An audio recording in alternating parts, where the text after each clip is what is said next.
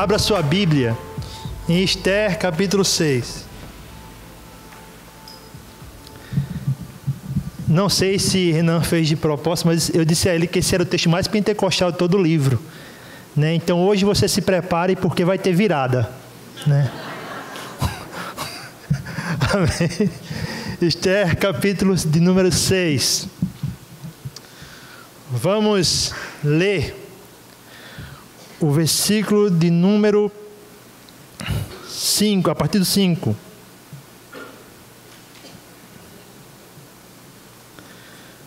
Vamos ler o 5 e o 6 e no decorrer da pregação nós voltaremos ao texto. Diz o seguinte: os oficiais do rei responderam: é Amã que está no pátio. Façam-no entrar, ordenou o rei. Entrando Amã, o rei lhe perguntou: o que se deve fazer ao homem que o rei tem o prazer de honrar?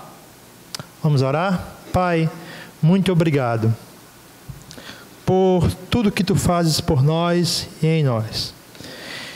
E ajuda-nos nessa tarde a compreendermos a tua palavra. Senhor, quão pequeno nós somos, quão dependentes de ti. Por isso te peço, Pai, sê conosco, fala conosco, Senhor. Em nome de Jesus, teu Filho, que eu te peço e agradeço. Amém.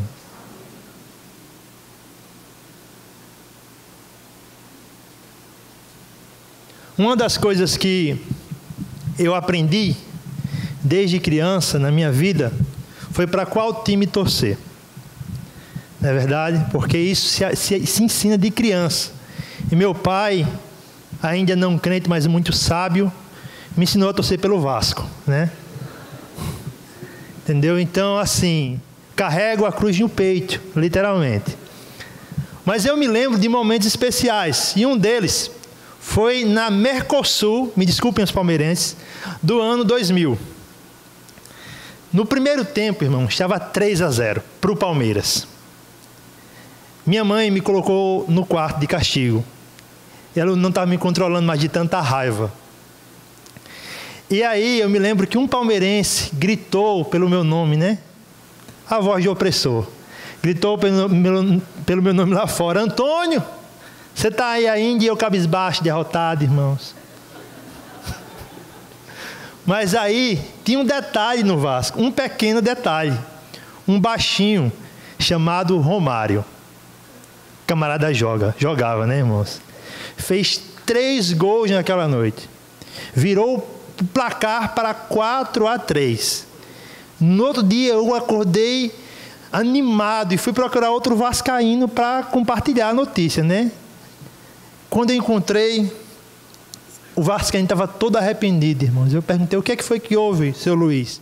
Rapaz, eu estava gravando o jogo no meu videocassete lá em casa. Mas quando o Palmeiras fez 3-0, eu tive tanta raiva que fui dormir e desliguei. Quando eu acordei de manhã, estava 4-3, meu irmão. Perdi o jogo todinho, a virada. Mas você já notou que viradas acontecem não só no futebol, mas na vida?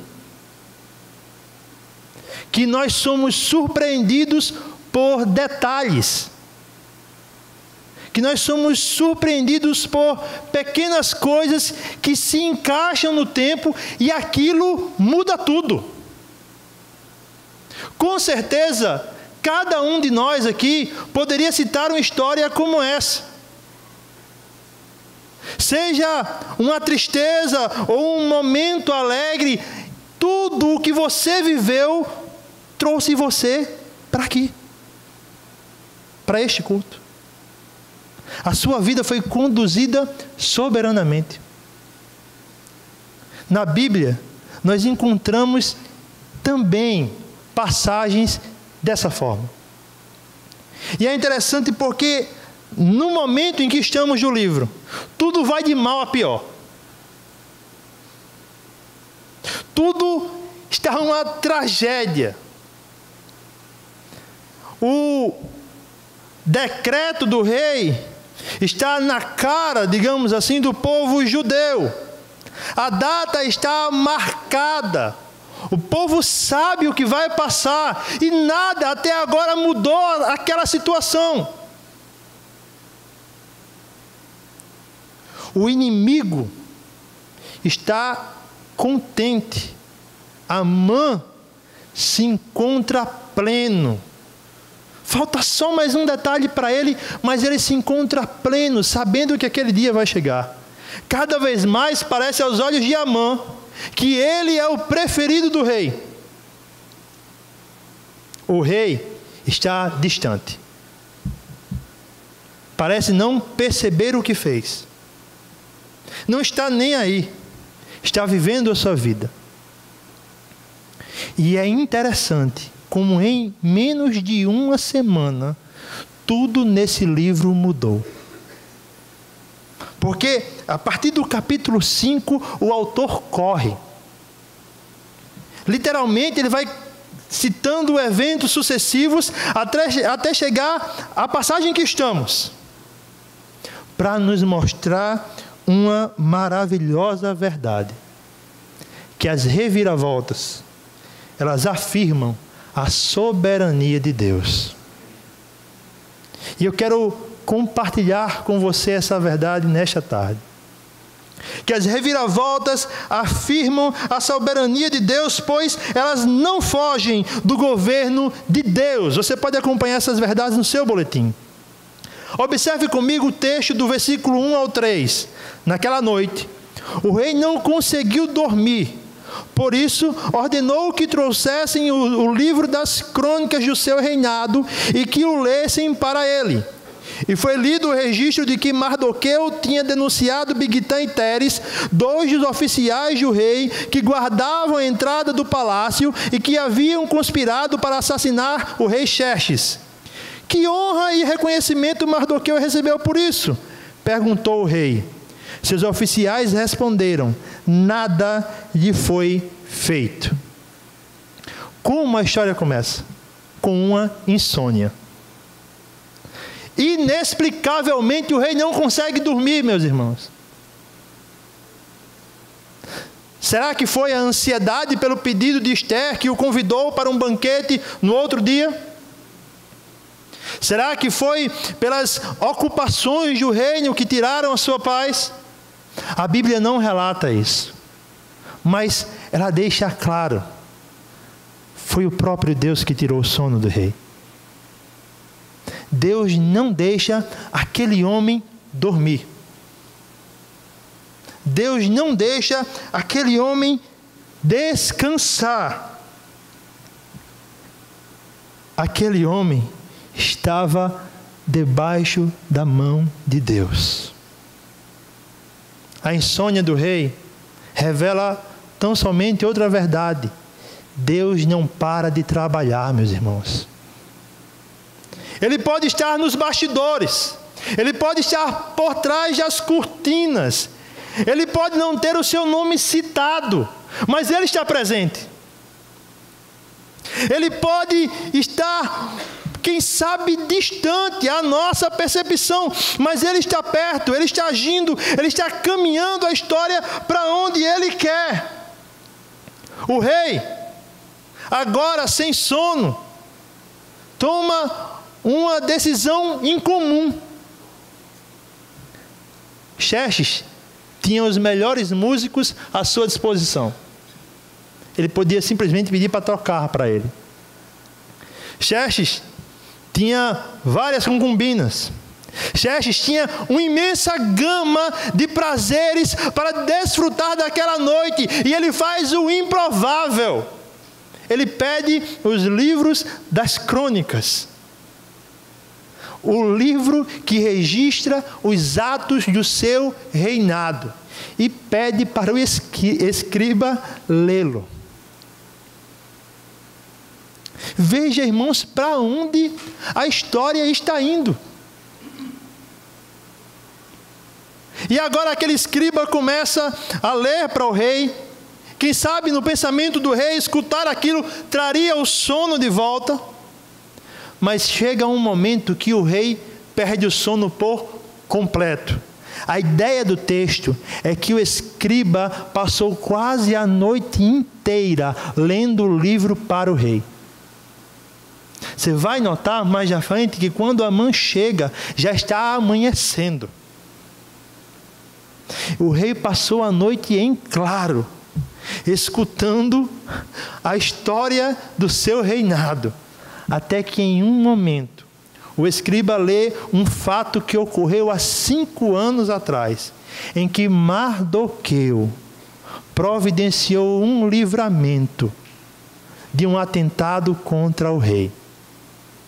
Era comum no reino persa o rei retribuir o que era feito para ele de imediato. Mas o impressionante da história é que se passam 5 anos, meu irmão. 5 anos e nada é tomada, nenhuma decisão é tomada a respeito de Mardoqueu. Parece que o que Mardoqueu fez ficou ali e pronto. Mas se existe uma maravilhosa verdade que deve guiar o nosso coração, é que Deus não dá ponto sem nó. O que eu quero dizer com isso? Deus não erra os seus caminhos, meus irmãos. Ele está controlando a história. Ele faz um rei esquecer de beneficiar um homem, e ele faz esse rei se lembrar disso 5 anos depois. Quem é o homem diante de Deus? Quem é o homem? Quem é o homem mais poderoso da terra diante de Deus? Deus guia o coração do rei. Deus guia o coração daquele que não o conhecia. Deus guia o coração de um pecador. Deus guia o coração daquele que o odeia. Mas Deus guia todas as coisas para a glória dele. Pode parecer irreal para nós. E eu quero trazer isso para o nosso Brasil de hoje. Nós estamos às portas de uma nova eleição. E com cada brasileiro que se fala, o discurso é de desesperança, desespero. Não se sabe o que vai acontecer no próximo ano. Eu sei, no próximo ano Deus estará no controle do Brasil. Essa é a certeza que deve guiar o meu e o seu coração. Essa certeza que deve incendiar a nossa alma. Porque nós, como povo de Deus, temos uma perspectiva da história diferente dos demais dessa terra. Sabe o que Deus está fazendo aqui, irmãos? Reinando. Ele reina. E nas mãos de Deus, o homem mais poderoso da terra é apenas um instrumento. Ele governa independente da vontade humana. Isso, meus irmãos, revela o quão profundo é o poder do Senhor. Isso revela a imensidão da sua soberania. Aí fora, depois dessas portas, homens colocam sobre si a autoridade de Deus, pensando que podem fazer e desfazer. Aí fora, por trás dessas portas, depois dessas portas, homens pensam que são donos do seu destino. No céu, no seu trono, está assentado aquele que rege as nações. Como isso deve ser trabalhado em nossos corações? Confiança. Confiança, meus irmãos. Confiança como a confiança que teve João, isolado na ilha de Patmos, cheio de desesperança, preso por causa do Evangelho. E ele relata em Apocalipse capítulo 1, que viu o Senhor. E quando ele vê a Cristo ressurreto, Cristo disse para ele: eu sou o Alfa e o Ômega, eu sou o primeiro e o último, eu estive morto, mas eu ressuscitei, eu estou no meio da igreja. Quem governa a sua vida, meu irmão? É o jornal da segunda-feira? É o resultado das provas que você faz. É o resultado da aprovação de um concurso. É a sua pontuação no Enem. Eu quero dizer que nada disso governa a sua vida. Porque se você não passou, foi para a glória de Deus que você não passou. Eu quero dizer que isso não governa a sua vida. Porque se você está desempregado, é para a glória de Deus que você está. Eu quero dizer que isso não determina a sua vida. Porque até mesmo nas tragédias mais incompreensíveis do nosso viver, Ele grita: eu sou o que sou. Você enxerga isso, você desfruta disso, você acorda com essa esperança toda manhã, porque você deve acordar com ela toda manhã, você deve acordar com alegria toda manhã. Sabe por quê? Independente do que aconteça com o mundo, o Evangelho é o mesmo para o povo de Deus toda manhã. Por isso caminhe com alegria, por isso caminhe com esperança. Deus governa a sua vida. E eu quero trazer isso para uma forma ainda mais íntima. Se você reparar no seu boletim, a outra indicação de leitura tem um livro de R.C. Sproul, que vai ser A Mão Invisível. No começo desse livro, R.C. Sproul afirma para mim o que é uma das melhores frases que eu já li na vida. E é simples, mas ele afirma: Deus é o Deus dos detalhes. O mundo pensa que Deus, quando se pensa em Deus, em um Deus distante, impessoal.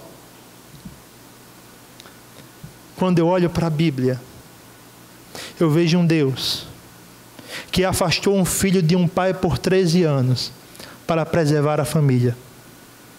Eu vejo um Deus que jogou um homem na cova dos leões, que permitiu que um rei o jogasse na cova dos leões para mostrar a sua soberania. Eu vejo um Deus que faz o rei perder o sono para governar e preservar o seu povo.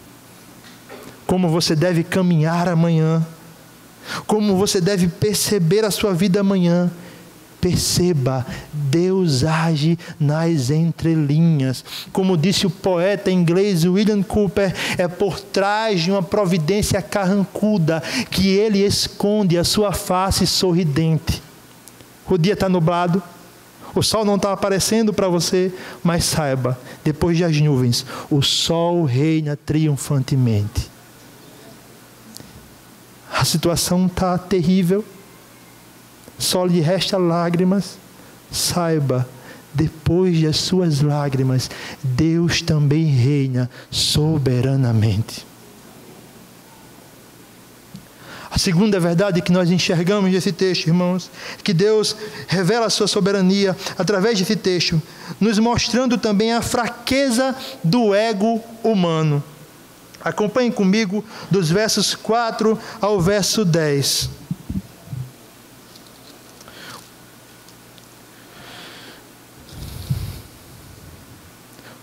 O rei perguntou: quem está no pátio?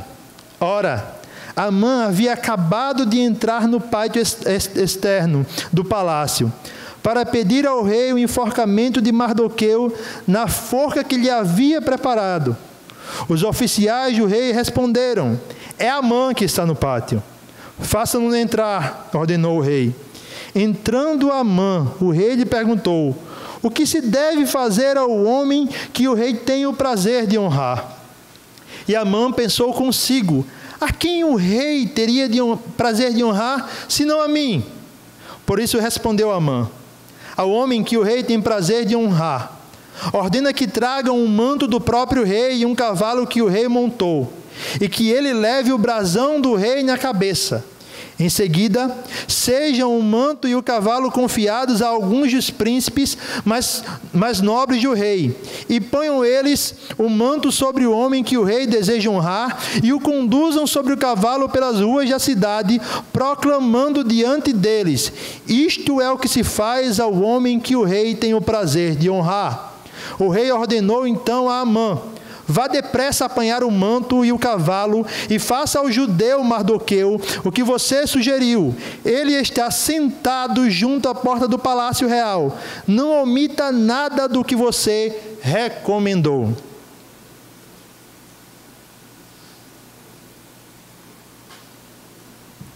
Você já ouviu a expressão na hora errada, no lugar errado? Pois é. Coitado de Amã. Ele está possesso de vingança. Construiu uma forca, irmãos, de mais de 20 metros. Está pronto. O espetáculo está pronto. Ia ter sabor de mel para ele, né? Mas, vejam só. O que é que a pressa faz? Amã sai de casa ainda à noite para o palácio. Ele quer ser o primeiro a falar com Xerxes. Ele não quer fila. Ele quer matar. Ele quer saciar a sede do seu ego. Ele quer provar quem é o cara. Ele quer mostrar para todo mundo daquele reino: quando eu passar, todos devem dobrar o joelho, porque é isso que acontece. Olha o judeu enforcado. E ele é o primeiro a chegar. Só que Amã não contava com outra coisa. O rei já estava acordado. E manda-o entrar. Amã expressa o que, por vezes, infelizmente, eu e você somos. Apressados em tomar posse de benefícios próprios. Corremos sem olhar para os lados e quebramos a cara. Quem está no centro da vida de Amã? O próprio Amã. Quer uma prova disso? Reparem que quando o rei pergunta: o que eu devo fazer com um homem que merece a honra? Amã não pensa duas vezes. Sou eu esse homem. Humildemente ele não fala para o rei. Mas ele se apressa em poder arrancar do rei toda a honra possível. Ele não usa nem palavras de respeito ao rei. Se conforme a sua vontade, conforme a sua sabedoria, soberania, não. Ele diz: nós devemos fazer isso. Notem o paralelo da tolice de Amã e da sabedoria de Ester. Um capítulo atrás, no capítulo 5, quando o rei pergunta a Ester e oferece até metade do reino, o que é que Ester faz, irmãos? Não fala nada. Convida para outro banquete. Não era o momento. O que Amã faz? Se apressa. Ele faz com que aquela pessoa que receber a honra esteja acima das demais. Alguns comentaristas vão deduzir que Amã aqui está querendo se colocar até como, quem sabe, uma pessoa indicada ao trono caso Xerxes viesse a falecer, ou como um sucessor de Xerxes. Ele quer absorver tudo e quer saciar o seu ego. Não é assim que nós somos às vezes, irmãos? Por mais terrível que pareça. Não é assim que, envergonhados por isso, às vezes nos olhamos no espelho? Ou não é assim que às vezes corremos para a palavra tentando algum benefício próprio e só enxergamos o nosso pecado? Não pense, e eu também não devo pensar, que somos tão diferentes de Amã. Na realidade, tem um Amãzinho em nosso coração. Louco por honra, louco por glória. Mas aquele homem estava com tudo, ou pensava estar com tudo agora em suas mãos. Agora ele podia se colocar numa posição inalcançável. Sabe qual é o problema do ego? É que ele é um engano. Quando Amã pensou que a honra seria para ele, ele escuta do rei: faça isso com um judeu chamado Mardoqueu. Mas vocês repararam em um detalhe desse texto? O rei, o Xerxes, ele afirma: faça isso com um judeu. Judeu, o povo que o próprio Xerxes decretou que deveria ser eliminado. O rei parece que não está muito bem da cabeça. Isso revela o quão distante Xerxes está do povo. Mas também revela outra verdade. O que vai dizer a Abraham Kuyper? Não existe uma única partícula do universo que Deus não possa dizer é minha. Seja o rei, seja o conselheiro do rei, todos são dele. Todos são. O coitado agora de Amã só enxerga uma tragédia se anunciando. Ele teria que fazer o benefício a Mardoqueu. Ele teria que ir atrás de Mardoqueu. Ele teria que mandar vestir Mardoqueu. Aquele Mardoqueu que não se curvava, é a ele que você vai vestir, Amã. É a ele que você vai fazer tudo o que você queria para você. Como nós trazemos isso para o nosso coração, meus irmãos? Bem, não faça as coisas, ou não faça qualquer obra, ato, simplesmente para abastecer o seu ego. E encarem, até mesmo vir ao culto pode ser um culto ao ego. Quando você não reveste o seu coração do verdadeiro evangelho, está aqui, pode ser um ato de adoração própria. Quando você não considera as verdades da Bíblia e não a obedece, não se dobra à autoridade dela, você está aqui adorando a si mesmo. Não é assim no culto de várias igrejas, onde as músicas falam eu, onde a palavra fala você pode, onde a palavra fala decrete. Talvez nesse texto aqui em outro lugar já estivesse na hora de dizer vai ter virada, levanta a cabeça senão a coroa cai.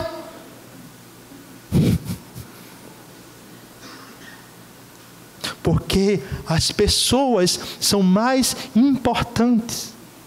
Porque o ego humano é mais importante. Todavia, aprenda com esse texto. Cristo é superior. Cristo é eterno. Cristo é santo. Outra coisa que nós devemos aprender é combatermos a tolice do nosso coração. E Provérbios vai ilustrar muito bem isso em 26 e 27, que vai dizer: olha, aquele que prepara uma cova cairá nela. Você deseja o mal de algumas pessoas? Você maquina em seu coração e planeja vingança contra algumas pessoas? Cuidado, você pode cair em sua própria armadilha. Seja sábio no falar. Não seja um Amã. Não seja um língua solta. Talvez seja o que mais nós devamos controlar. É o discurso em benefício próprio. É o discurso de autoexaltação. Não permita que isso aconteça. Não permita. Sabe por quê, meus irmãos? No Evangelho não existe espaço para o ego humano. Por que nós estamos aqui? Você está aqui para receber alguma coisa do rei, como Amã foi ao palácio? Você contribuiu hoje pensando: ah, Senhor, agora eu quero o manto real. Agora eu quero o cavalo do rei. Você contribuiu hoje em benefício próprio, ou você contribuiu para a glória de Deus? Porque esse, como falou até o nosso presbítero, é o nosso alvo. O nosso alvo aqui é a glória de Deus. É a glória de Deus se manifestando em todos os lugares. É a glória de Deus crescendo em nosso bairro. É a glória de Deus sendo administrada através dessa igreja. É a glória de Deus sendo proclamada por cada membro dessa igreja. Porque assim nós caminharemos com saúde. Por isso, aprendam a verdade. Você não é o centro do universo. Tem pessoas que parecem que o mundo gira ao seu redor. Você também, meu irmão, eu quero dizer a você, infelizmente, você não é o centro dessa igreja. Você é um membro, mas não é o centro. Essa igreja não vai girar ao redor de você. Você não é o último biscoito creme crack do pacote, meu irmão. Você também não é o centro da sua família. Seja filho, seja pai, você não é o centro da sua família.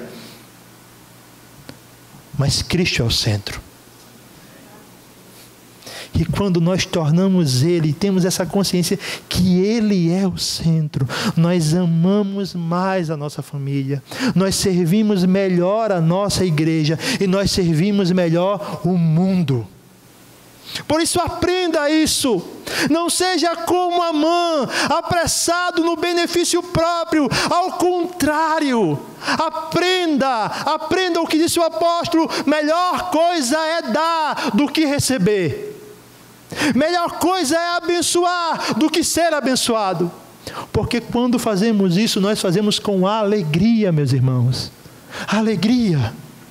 Pessoal, tem essa consciência em você. Se você seguir na adoração do seu ego, você pode e vai, infelizmente, quebrar a cara. Quebrar a cara.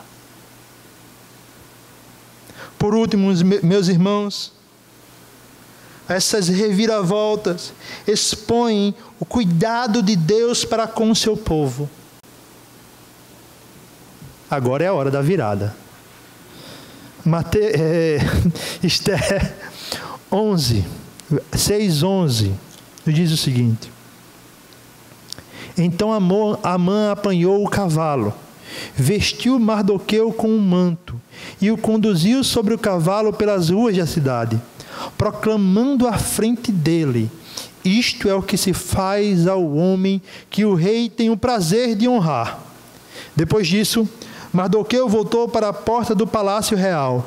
Amã, porém, correu para casa com o rosto coberto, muito aborrecido, e contou a Zeres, a sua mulher, e a todos os seus amigos tudo o que havia acontecido. Tanto os seus conselheiros como Zeres, sua mulher, lhes disseram: visto que Mardoqueu, diante de quem começou a sua queda, é de origem judaica, você não terá condições de enfrentá-lo. Sem dúvida, você ficará arruinado. E enquanto ainda conversavam, chegaram os oficiais do rei, e às pressas levaram Amã para o banquete que Esther havia preparado. Sabe qual foi o resultado? Mardoqueu. Mardoqueu, irmãos, foi honrado com uma roupa que o rei já havia vestido. E possivelmente não vestiria mais, porque o rei não iria vestir a roupa que um plebeu vestiu. Mardoqueu montou em um cavalo que o próprio rei Xerxes havia montado. Isso revelava a honra. E onde está Amã? A Amã está puxando o cavalo e gritando: esse é o homem que se deve honrar.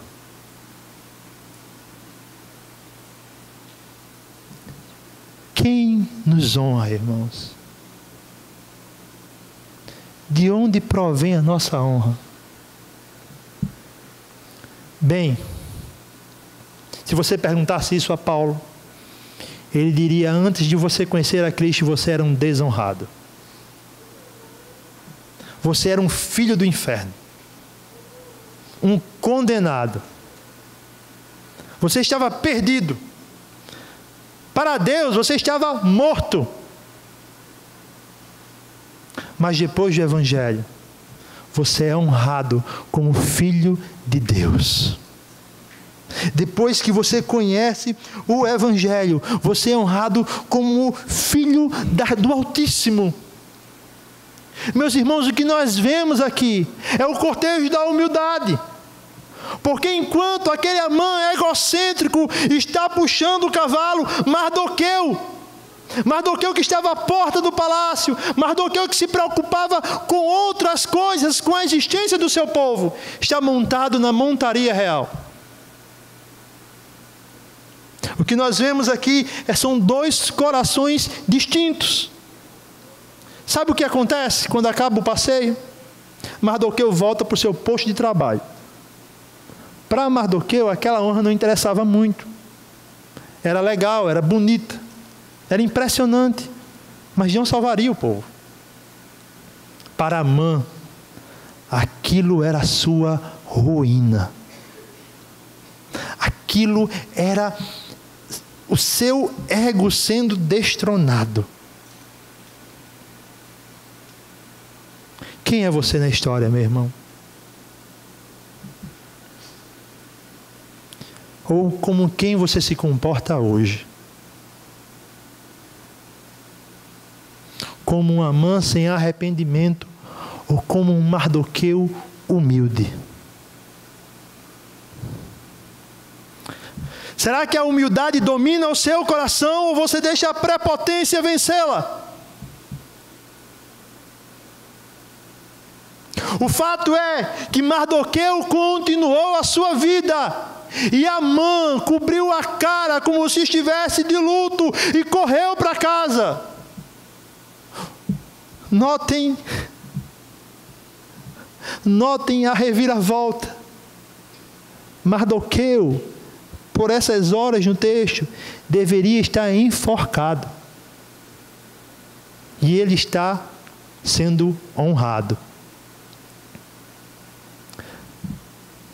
Você sabia que só Cristo pode fazer um homem acordar como filho do inferno e ir dormir como filho de Deus? Você sabia que isso aconteceu com você? Aconteceu comigo. Até o dia em que Cristo nos encontrou, nós acordamos todas as manhãs condenados. Mas houve um dia que Ele nos cobriu de honra e disse: agora você é filho do Pai. Isso é a maior honra que você podemos desfrutar, meu irmão. Isso é o maior privilégio que nós temos. Amã mexeu com o povo errado. E note agora os seus conselheiros. No capítulo 5 eles disseram: construa a forca. Pode construir, irmão. Amanhã você vai lá no rei, fala para o rei enforcar Mardoqueu, está resolvido. O que eles dizem agora? Amã, você mexeu com um homem que é judeu. E entenda, veja a frase. Ele diz claramente: visto que Mardoqueu é judeu. A importância está na nacionalidade daquele homem. Os agagitas sabiam da história. Eram inimigos ferrenhos de Israel. E a esposa daquele homem disse: você mexeu com um judeu, Amã. E foi esse judeu que venceu você. Isso só mostra uma coisa: você está arruinado. Não é assim hoje, irmãos? Quantos se levantam contra a igreja? Quantos se levantam contra o Israel de Deus? E tentam dizimar o povo, desacreditar o povo, acabar com o povo. Mas sabe o que acontece? O povo cresce. Cresce nos lugares mais difíceis.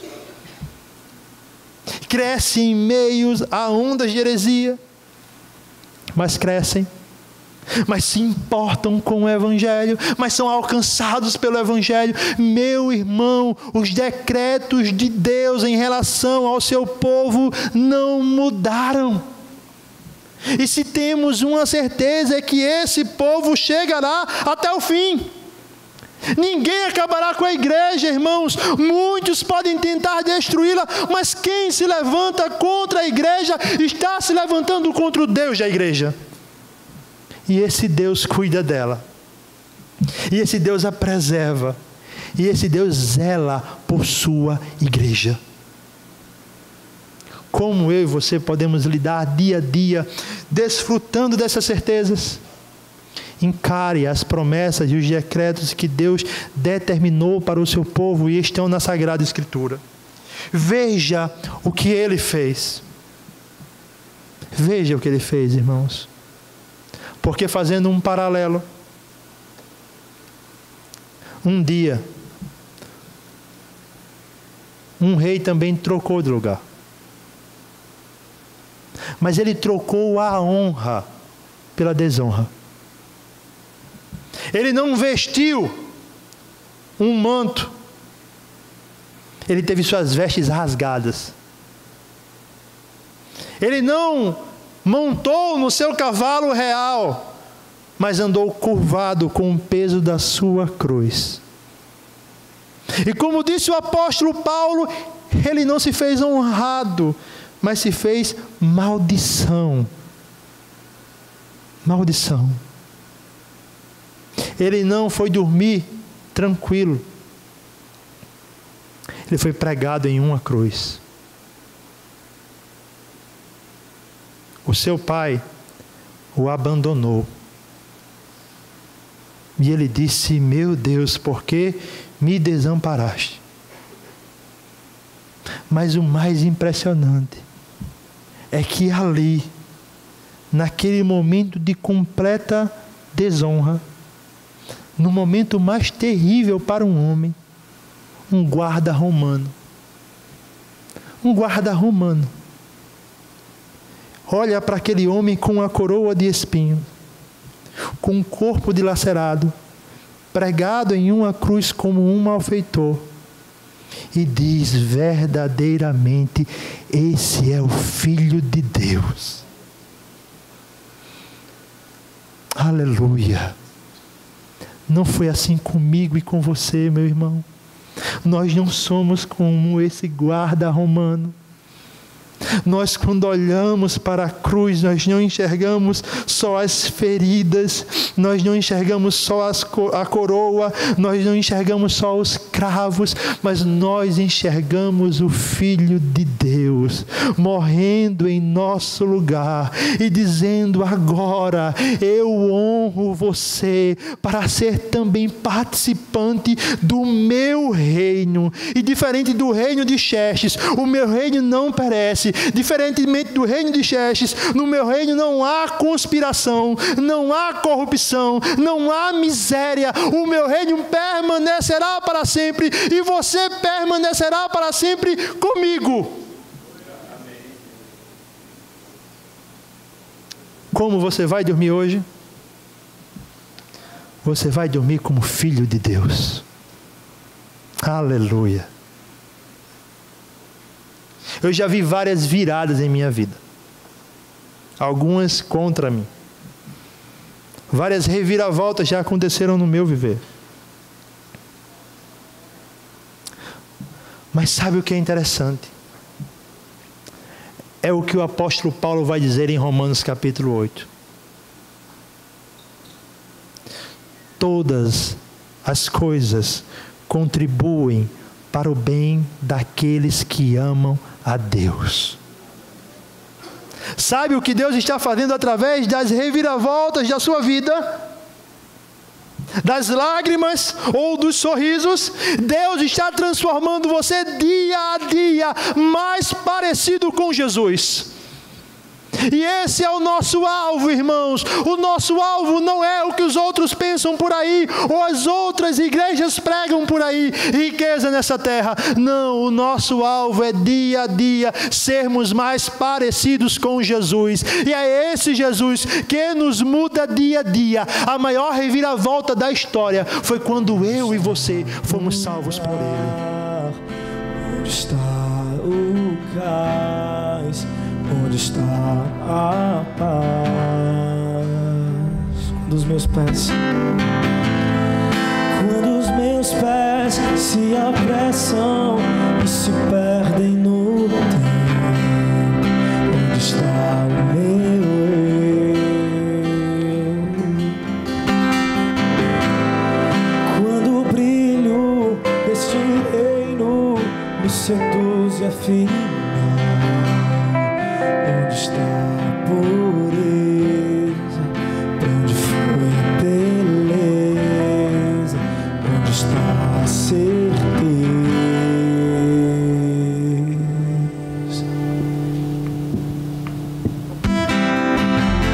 Talvez foi pra isso que eu aqui cheguei. Os meus passos sei, não fui eu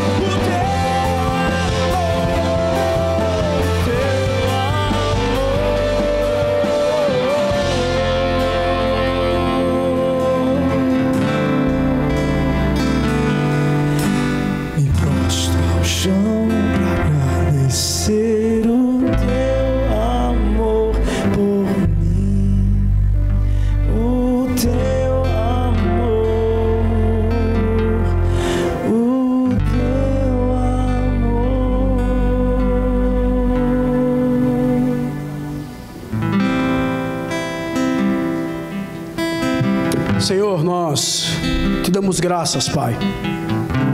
Louvamos o Teu nome pelo Teu amor por cada um de nós. Senhor, muito obrigado pela palavra que ouvimos nessa noite. De fato, Senhor, Tu estás no controle de todas as coisas. O Senhor é quem governa. Louvamos o Teu nome por isto, Pai, por sabermos que somos fracos. E a nossa fraqueza, Senhor, nos mostra quem nós somos. Dependentes do Senhor. Por isso, Deus, nós Te glorificamos, porque mesmo diante dessas fraquezas, mesmo sabendo quem nós somos, o Senhor tem cuidado de nós. E louvado seja o Teu nome, Pai, porque o Senhor tem nos honrado. Não pelo que nós somos, mas pelo que Tu és em nós. Por isso, Deus, nós Te bendizemos, nós Te agradecemos, Pai, por sabermos que somos servos Teus. Como também, Pai, Te agradecemos por cada instante o Senhor falar aos nossos corações. Por isso, Deus, diante da Tua palavra ministrada nessa noite, nos ajude, Senhor. Nos ajude, Pai, para que possamos assim caminharmos de modo digno do Evangelho de Cristo. O Senhor nos conhece, Pai. O Senhor conhece o nosso coração, as nossas intenções. Por isso, Deus, nos ajude para que possamos nos amoldar ao Teu querer e à Tua vontade. Às vezes não entendemos, Senhor, o Teu trabalhar nas nossas vidas, mas nos ajude, Pai, para que possamos nos curvar e possamos Te servir para a glória do Teu santo nome. Obrigado, Senhor, pelo Teu amor. Muito obrigado, Pai. Continua abençoando a Tua igreja, Senhor. Abençoa o reverendo Renan, que está distante. Que o Senhor esteja também falando ao seu coração. O Senhor abençoe sua família. O Senhor abençoe os presbíteros desta igreja. O Senhor abençoe, ó Deus, o conselho desta igreja. Enfim, Deus, o Senhor abençoe cada irmão, do mais novo ao mais velho. Abençoe as famílias, ó Deus, no nome de Jesus. Nos leve em paz para casa, Senhor. Nos dar uma noite tranquila, uma semana abençoada na Tua presença, Pai. Livra-nos do mal, Senhor. Livra-nos das tentações, sejam elas vindas do mundo, da carne ou do diabo. Mas que o Senhor esteja nos guardando, Pai, no nome do Teu Filho Jesus Cristo. É assim que oramos, Pai, e pedindo mais uma vez perdão pelos nossos pecados, no nome do Teu Filho Jesus Cristo, este que vive e reina para todo sempre. E que o amor de Deus, o nosso Pai, a graça do nosso Senhor e Salvador Jesus Cristo, que o poder e as consolações do Espírito Santo de Deus estejam com todos nós agora e para todos sempre. A igreja diz amém.